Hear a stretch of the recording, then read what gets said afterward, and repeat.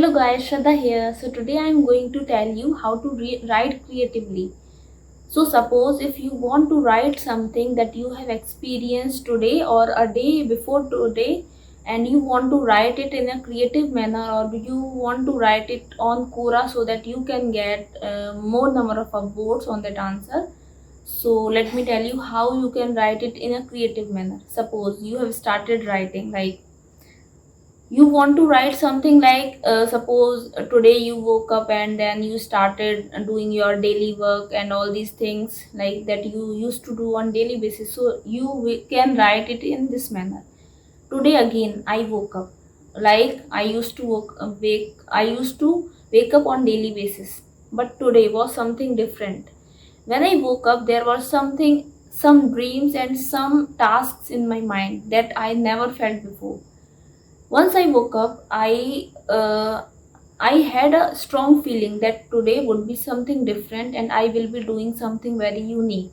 So you can write something like that, and you can also add today again I got one new opportunity to prove myself. So writing content in this manner can help you in increasing the number of word count, as well as it can like help you to brush up your writing skills. If today you are writing say 500 or 700 words, doing this, if you will be like start frequently doing the same thing, then you can touch upon 1500 to 2000 words. So if I say that if you want to write something, how like where you can add something, where you can go creative. So suppose you have some experience, what you can do, you just come back to some like calm place, sit and start writing it in document. Once you are done with whatever you have actual experienced, like whatever thing or whatever scenario was there when you were experiencing that thing, so you can just write the same thing, and then once you are done with writing it, you can read each and every sentence. After reading first sentence, if there is some scope to add some kind of spices that I have already shared with you, like kind of opportunity, and like you found something very great and you found something very unique, so if you can add something like this in your, like wherever you can add in first statement, say second sentence, or say third, and say in each and every line, if you can add, just do it.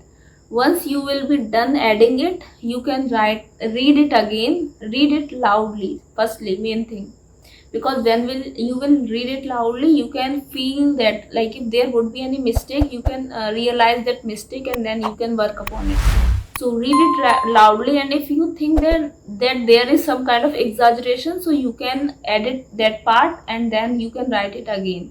Read, write, read, write, edit and read, these are some of the things that is very important for being a writer. So just do it, and if you face any kind of problem, just let me know so that I can come and I can help, like wherever you can wherever you will ask for help, like say in comment box or say in inbox, so I will be helping you in there itself.